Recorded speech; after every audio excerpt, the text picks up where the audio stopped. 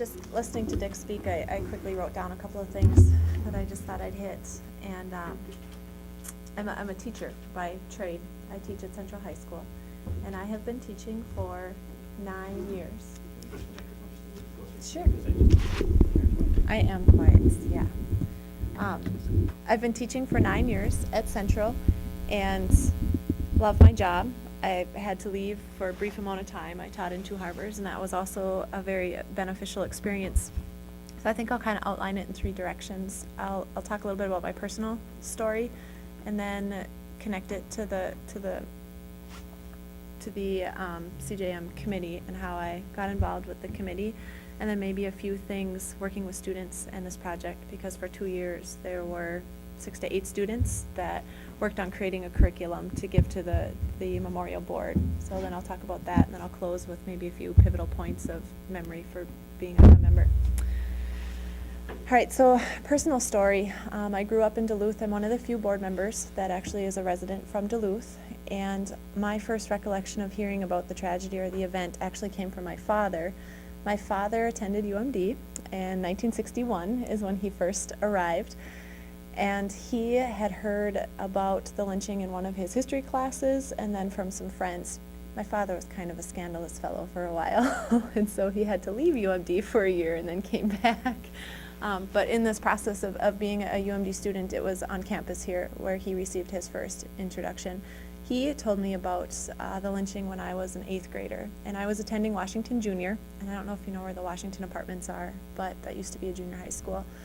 And I remember asking my history teacher if this was true, and Mr. Pearson said, yes, Catherine, indeed, this is true. And I remember just sort of asking, well, why don't we talk about it? Why don't we cover it? And in this district, in 8th grade, we don't reach that time period. And so that's, it's basically what he had said and explained that to me.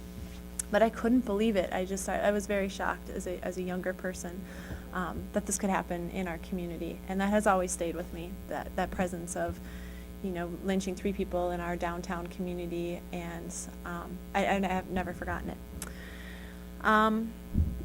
Fast forwarding the story a bit, I was downtown near Erberts and Gerberts. I think a lot of people may know where that is.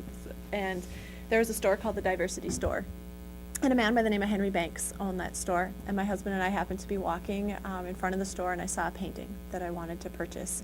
We do not have a lot of money. I'm a teacher. And so when we looked at this picture, I said, oh my gosh, we'd love to buy this picture, but we're broke. And Henry said, well, that's all right. So am I. You can join the payment plan. And we said, great.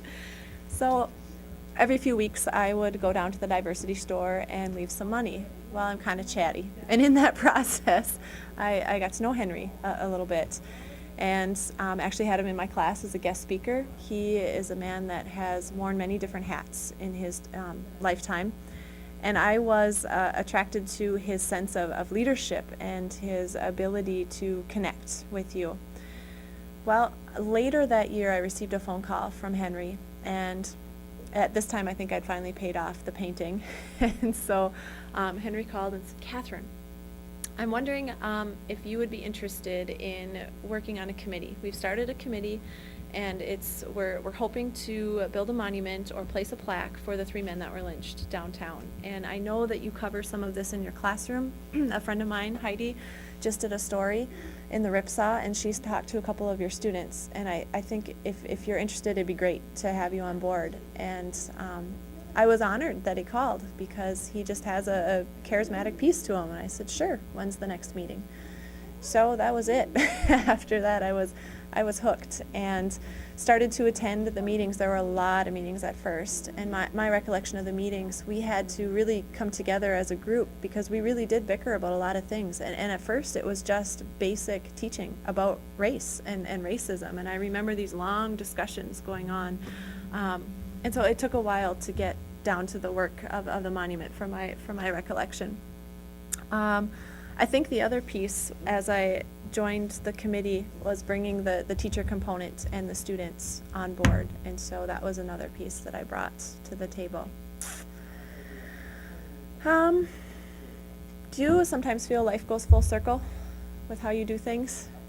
You know, you join something, and then after you've been a part of it, you can see things or just trails that led you there. I kind of feel that way about the monument, and I'll just tell one more little personal story, and then I'll stop.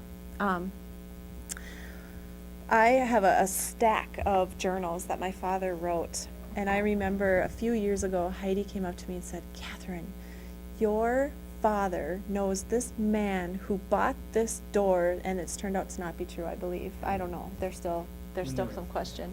But there's this door in an antique store in Minneapolis that we think is one of the doors that was broken down during the mob break-in.